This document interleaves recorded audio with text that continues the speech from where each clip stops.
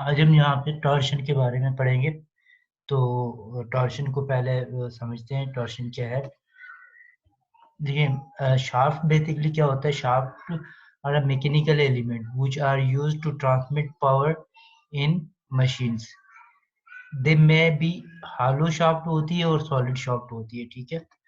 तो ये जो शाफ्ट है आपके सामने, इसको हम हॉलो शाफ्ट कहते हैं। ये अंदर से सॉलिड नहीं होती है, हॉलो हॉलो शाफ्ट कहलाती है, लाइक दैट। और इसको हम जो है वो हॉलिड शाफ्ट कहते हैं। एक ठोस रॉड होती है जिसको इसको हम हॉलो शाफ्ट कहते हैं। टॉर्शन, टॉर्शन में क्या होता है। टॉर्शन, ये basically torsion is the twisting of any machine element such as a shaft due to applied torque, right. Member in torsion are encountered in many engineering applications. The most common application is provided by transmission shafts, which are used to transmit power from one point to another. For example, the shaft shown used to transmit power from the engine to the rear wheel of an automobile, right? तो ये आपके सामने एक automobile transmission shaft, इसके diagram है आपके सामने। Overview, top view जो यहाँ पे दिखाया गया है। अच्छा, टॉर्शन, ये टॉर्शन बेसिकली क्या कह रहा है। Torsion consider the system shown in which consist of a steam turbine A. ये स्टीम टरबाइन है, ये वाली, दिस वन, ये स्टीम टरबाइन है, ठीक है। Steam turbine a and electric generator be connected by the transmission shaft AB। ये आपका इलेक्ट्रिक जनरेटर है और ये आपस में कनेक्टेड किससे, बाय थ्रू शाफ्ट, जो ए और बी इसका नाम दिया गया है, ठीक है। By breaking the system into its three component parts, you can see that turbine exerts a twisting couple or torque on the shaft, and that the shaft exert an equal torque on the generator। ये देखिए, ये basically इसको इस ये coupling के साथ क्या है, इसको कपल किया गया है और ये इसमें टॉर्क जो है वो प्रोड्यूस होता है। टॉर्क के थ्रू क्या होता है, ये टॉर्शन यहाँ पे प्रोड्यूस होता है, ठीक है। अच्छा, आगे the generator react by the exerting equal and opposite torque T on the shaft, and the shaft by exerting the torque T on the turbine, right? अच्छा, अब आगे ये आप जो देख रहे हैं, deformation of shaft due to torsion. ये डिफॉर्मेशन, ये ए फिगर है, ये आफ्टर डिफॉर्मेशन की फिगर है, ठीक है। उसके बाद ये देखें, ये equal and opposite force apply हो रहा है, ठीक है। ये टॉर्शन कब प्रोड्यूस हो रहा है, जब इक्वल एंड अपोजिट फोर्स यहाँ पे अप्लाई हो रहा था। अच्छा, ये देखिए deformation, other example deformation of shaft due to torsion. इसने देखें, ये अपने एक्सिस जो है इन्होंने चेंज कर लिया है, ठीक है। एंगल एक चेंज हो गया यहाँ पे। उसके बाद ये जिसमें अदर एग्जांपल ऑफ टॉर्शन, ये देखिए किस तरह से ये ट्विस्ट हो चुका है, यहाँ से ब्रेक डिफॉर्मेशन आ गई है। यहाँ पे देखें और बी में देखें किस तरह की डिफॉर्मेशन आ गई है यहाँ पे। अच्छा, torsion create distortion stress on shaft will lead to it is eventually ruptures. It is also create loss of energy, lower the efficiency of machines. अच्छा, अब इसकी कुछ हम डेरिवेशन कर लेते हैं। Torsion in a circular shaft की derivation करेंगे, उसके बाद torsion in a hollow shaft की डेरिवेशन करेंगे, ठीक है। तो ये हमने यहाँ पे, ये एक आपने फिगर देखी होगी, ये वाली फिगर इसी तरीके की एक शाफ्ट है जिसको हम यहाँ पे कंसीडर कर रहे हैं, ठीक है। Let consider a circular shaft cross sectional fixed at one end A, ये वन एंड फिक्स कर दिया A, and other end BB, ये other end BB, display here following figure. Let us consider line CD. Let us consider line CD. At the other surfaces of the circular shaft, let think the torque T applied at the end of the shaft BB in clockwise direction displays following figure. Hence, shaft end BB will be rotated clockwise direction, and there each cross-sectional of circular shaft will be subjected to shear stress. ठीक है, और ये figure है. अब आगे आगे आगे move करें. ठीक है, यहाँ पे क्या हुआ, ये यहाँ पे टॉर्शन हुई, और ये क्या यहाँ पे ट्विस्टिंग यहाँ पे जो वो ट्विस्ट हुई, शाफ्ट क्या हुई, ट्विस्ट हुई यहाँ पे. ठीक है, और इसका जो है ये एंगल एक बन जाता है, जिसको एंगल को हम नाम देते हैं फाई. ठीक है, और ये आपका टॉप व्यू और ये इसको हम जो है वो थीटा नाम देते हैं. ठीक है, अच्छा आगे देखें. अब ये यहाँ पे एक एंगल ये बनता है आफ्टर डिफॉर्मेशन कह लें इसको, ये ट्विस्टिंग के बाद ये यहाँ से ये एंगल आ जाता है यहाँ पे. ठीक है, इसको हमने नाम दे दिया फाई, और यहाँ से ये मूव हुआ, इसको हमने नाम दे दिया क्या, डी डी डैश. ठीक है, अच्छा अब देखें, we have following information from above figure. ये आप क्या है, radius of the circular shaft, radius of, where is the radius of the circular shaft, this one radius of the circular shaft.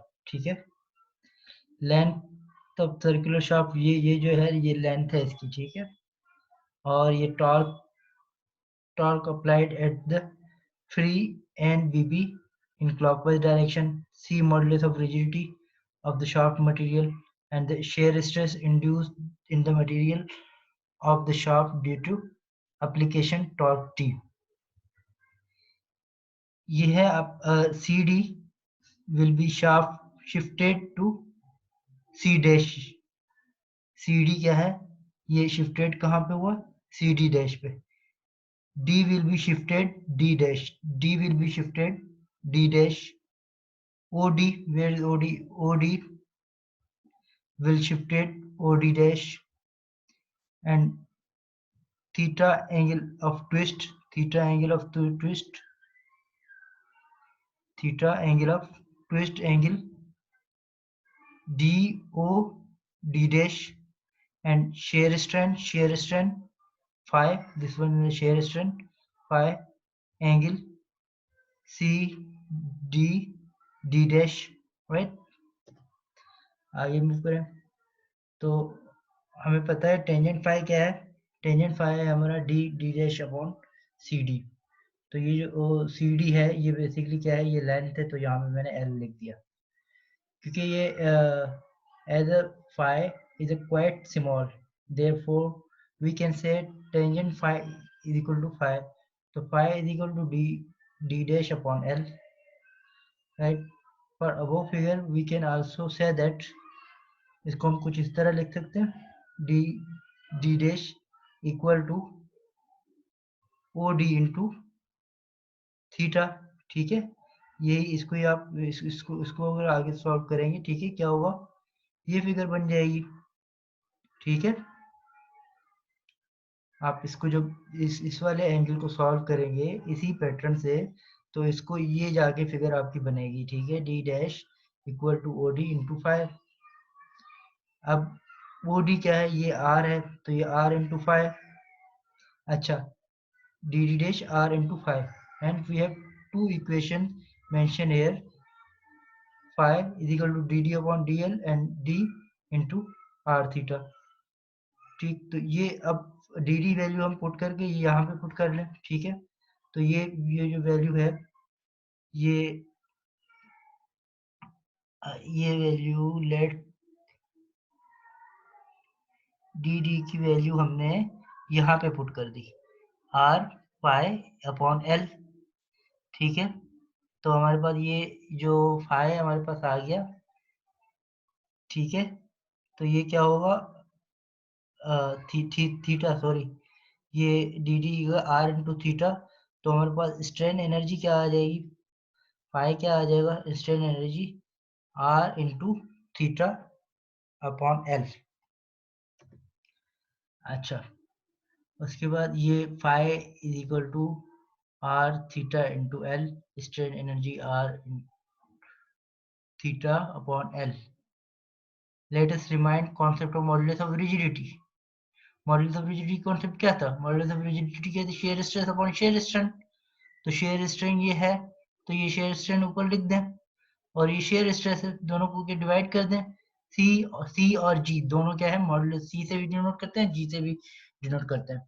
तो C is equal to shear stress R into theta upon L. इसको आप solve करेंगे तो आपके पास torsion of shaft की जो equation आ जाएगी वो क्या बनेगी आपके पास, torsion in a circular shaft equation C into theta upon L equal to shear stress upon R. ठीक है, तो ये इक्वेशन आपने ड्राइव की, ये इक्वेशन आपकी है टॉर्शन इन सर्कुलर शाफ्ट। अच्छा, अब इससे थोड़ा आगे आप चलेंगे तो क्या है, stress developed in shaft material could be express mention. ये आपको पता है शेयर स्ट्रेस, अगर आप इसको शेयर स्ट्रेस निकालेंगे तो ये कुछ इस तरह हो जाएगा, C into theta into are upon L. ठीक है, अब अगर यही इसको ही जो है वो आप, ये क्या कह रहा है बेसिकली, ये कह रहा है इसका मतलब क्या है, इसका मतलब है for given shaft and given applied torque value of C theta and L will be constant and therefore shear stress developed in the shaft material will be directly proportional to the radius of the shaft। ठीक है, जैसे जैसे radius बढ़ेगी तो उसका जो surface area जो है शाफ्ट का वो भी बढ़ेगा। ठीक है, तो ये क्या है, directly proportional to radius of the shaft.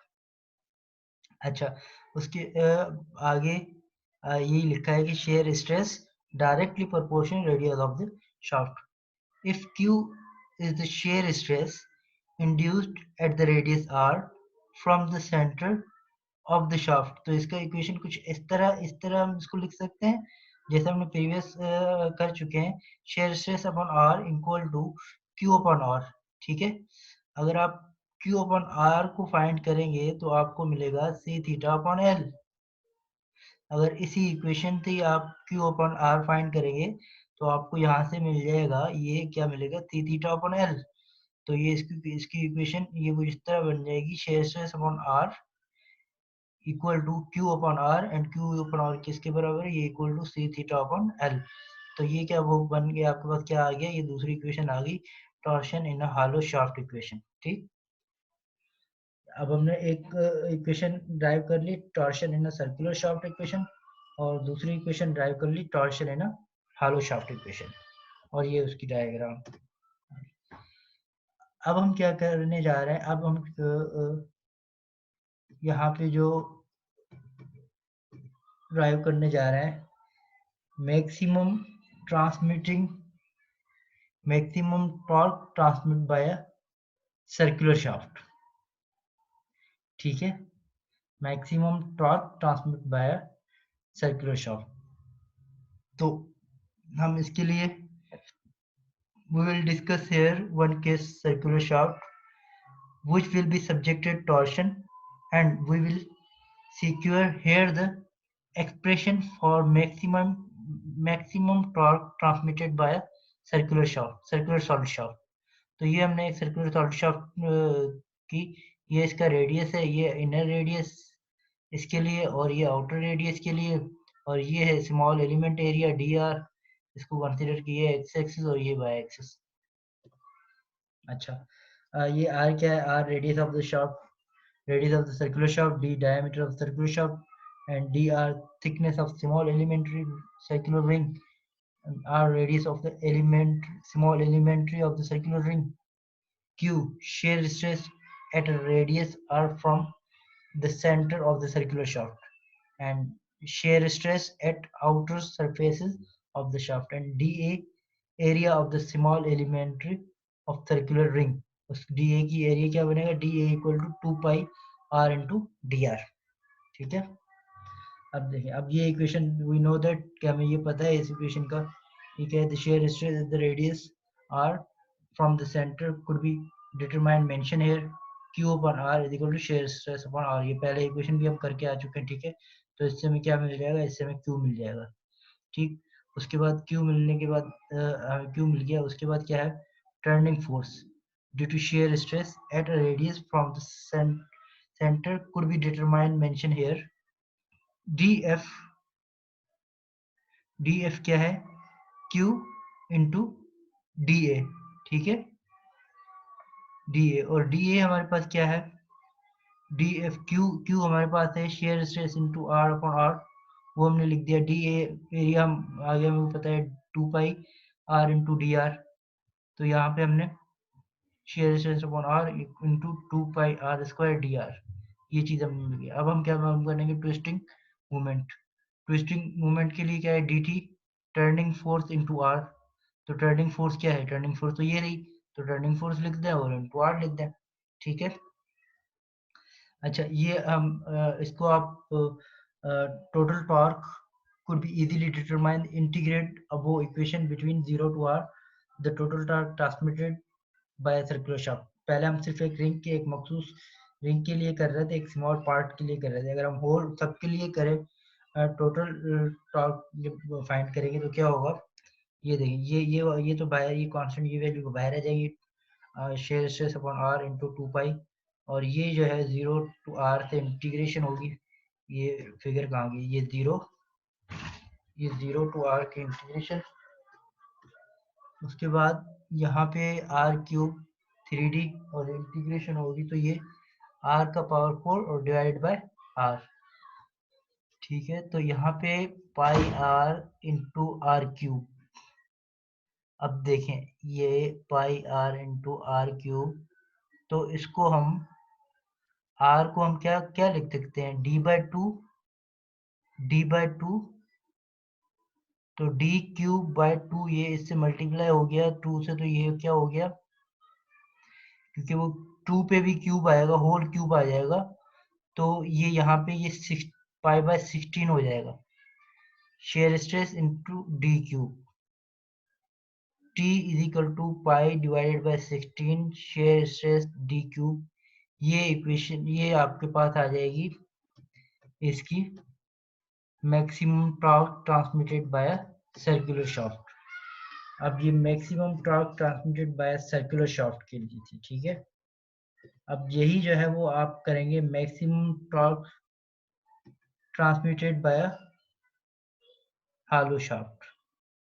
ठीक है, वो सॉलिड शाफ्ट के लिए थी, और ये क्या है, हालो शाफ्ट के लिए। यहाँ पे एडिंग थोड़ी गलत लिखी हुई है, वो सॉलिड शाफ्ट के लिए थी, ट्रांसमिट बाय सर्कुलर शाफ्ट, और ये क्या है, ये हालो शाफ्ट के लिए, ये देखिए यहाँ पे रिंग बनाई हुई है।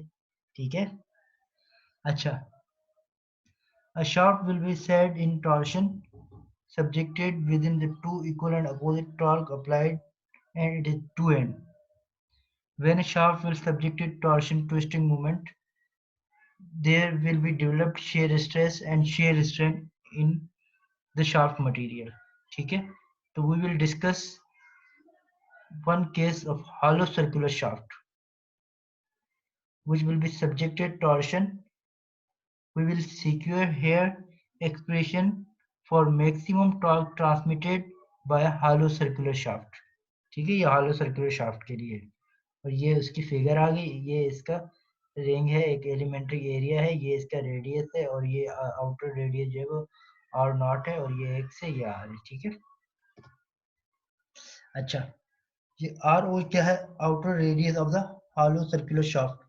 आर आई क्या है, ये आपका आर आई, ये आर आई। ठीक है, ये r i inner radius of the hollow circular shaft, और ये d o outer diameter of the hollow circular shaft, d i inner radius, inner diameter of the hollow circular shaft, d r thickness of the small elementary circular ring, r radius of small elementary of circular ring, and Q क्या है, shear stress, और ये है maximum shear stress at the outer surfaces of the shaft, और ये क्या है, the area of small elementary circular ring, D A के equal to 2 pi are into D R, we know that. अच्छा, same pattern से use करना है, वही फार्मूला जो हमने पहले सॉलिड के लिए यूज किया था। ठीक, यहाँ पे ये r q upon r shear stress upon r naught. उसके बाद आपको टर्निंग फोर्स निकालना है, टर्निंग फोर्स के लिए ऊपर वाली वैल्यू पुट करेंगे, ऊपर वाली वैल्यू पुट करने के बाद जो है वो आपके पास क्यू आपको पता है, तो ये आपके पास ये टर्न फोर्स निकल आएगा। टर्निंग फोर्स के बाद ट्विस्टिंग मूवमेंट आप निकालेंगे, ये आपके पास ट्विस्टिंग मूवमेंट निकल आएगा। फिर ये टोटल टॉर्क वहाँ पे आपने निकाला, तो यहाँ पे लिमिट क्या है, ये r i upon r o इसकी, ये इसकी लिमिट है। तो ये कांस्टेंट बाहर आ जाएंगे, ये आप लिमिट पुट करेंगे और इसको आप सॉल्व करेंगे तो आपके पास आ जाएगा T is equal to shear stress into pi by 2 r naught और 4 minus r I 4 divided by r naught। अगर इसको इन केस क्या आप डायमीटर में लेके जाएंगे, therefore total transmitted by a hollow shaft will given in the following formula। Diameter में आप लेकर जाएंगे तो इसको ये कुछ इस तरह बन जाएगा, T is equal to shear stress into pi by 16 d power 4 minus d i power 4 divide by d o. ठीक है, अच्छा, ये आपके दोनों के लिए हो गया। पहले हमने maximum torque transmitted by circular shaft के लिए निकाला था, उसके बाद maximum torque transmitted bye hollow shaft, ये यहाँ पे सर्कुलर नहीं है, हॉलो शाफ्ट है, ठीक है, उसके लिए भी हमने फार्मूला ड्राइव कर दिया। अब जो है पावर ट्रांसमिटेड बाय शाफ्ट, ठीक है, उसके लिए फार्मूला जो है सिंपल है, one the expression for torque t for solid और हॉलिड शाफ्ट, सॉलिड हो या हॉलिड शाफ्ट हो, is obtained power transmitted by the shaft can be obtained n rpm of the shaft, t mean torque transmitted, और डब्ल्यू क्या है, ये angular speed of the shaft. तो हमें पता है P is equal to t omega, ठीक है, तो टी ओमेगा की वैल्यू क्या है, ओमेगा 2 पाई एन 60, तो वो आप पुट कर देंगे, ठीक है, वो जब ये आप पुट कर देंगे तो आपके पास पावर क्या आ जाएगा, P is equal to 2 pi n t divided by 60 watt, ये आपके पास आपका पावर आ गया, ठीक है। अब यहाँ पे ये दो प्रॉब्लम मैंने इस बुक से उठाए, डॉक्टर आर के बांसल की engineering mechanics and instruments of material, और एक और बुक है खुरमी की, तो उसमें भी आप देख लीजिएगा, उसमें भी सिंपल सिंपल प्रॉब्लम है, कुछ आप प्रॉब्लम वहां से भी अपनी प्रैक्टिस के लिए कर लीजिएगा, ठीक है। तो यहाँ पे क्या कह रहा है, कि कह रहा है भाई सॉलिड, हाँ, a solid shaft of 150 millimeter diameter used transmit torque, find the maximum torque, ठीक, find the maximum torque by a shaft if maximum shear stress induced to the shaft is 45 Newton per meter square, millimeter square। तो हमें पता है maximum torque transmitted का formula जो अभी हमने drive किया है, ठीक है, पाई बाय 16 कहाँ पे ड्राइव किया था, maximum pi by 16 maximum torque, मैं आपको फार्मूला दिखाता हूँ, ये फार्मूला हमने अभी ड्राइव किया था मैक्सिमम टॉर्क के लिए फॉर सॉलिड शाफ्ट, ठीक है, तो इस फार्मूले में ये फार्मूला यहाँ पे लिख दिया, या आप इसको शेयर स्ट्रेस को इस तरह लिखें, या दूसरी ये भी इस तरह भी लिख सकते हैं जैसे हमने इक्वेशन में किया था, शेयर स्ट्रेस सिंपल दी थी वहाँ पे उस तरह भी लिख सकते हैं, ठीक है। तो ये फार्मूला आप यहाँ पे लिखें, इस पे जो है आपकी वैल्यूज सारी आपको वैल्यूज गिवन है, आप वो वैल्यूज पुट करें और सिंपल आपके पास आंसर आ जाएगा न्यूटन मीटर में, ये ठीक है। अच्छा, एक और प्रॉब्लम इसमें क्या है, डिटरमाइन द मैक्सिमम डायमीटर। अच्छा, इसमें डायमीटर फार्मूला वही है, आपको जो है टॉर्क की वैल्यू दी हुई है और आपको यहाँ पे maximum minimum determine the minimum diameter of the shaft, तो ये आपको minimum diameter of the shaft निकालना है, ठीक, तो वो आप ये वैल्यू सारी आपको गिवन है, ये न्यूटन मीटर में वैल्यू है, इसको आप न्यूटन मिलीमीटर में कर लीजिएगा, ये ऑलरेडी मिलीमीटर में वैल्यू है आपके पास, ठीक है, ऑलरेडी आपके पास मिलीमीटर स्क्वायर में वैल्यू है, इसको आप मिलीमीटर में कन्वर्ट कर लिया और आप इस फार्मूले के थ्रू इसका जो है वो minimum diameter of the shaft easily निकाल सकते हैं। तो ये दो प्रॉब्लम थे। आगे कुछ प्रॉब्लम जो है वो आप आर खुरमी की बुक में से आप जो है सिंपल प्रॉब्लम है वहां से भी आप लेके कुछ आप अपनी प्रैक्टिस के लिए वहां से भी प्रॉब्लम कर लीजिएगा। Thank you very much.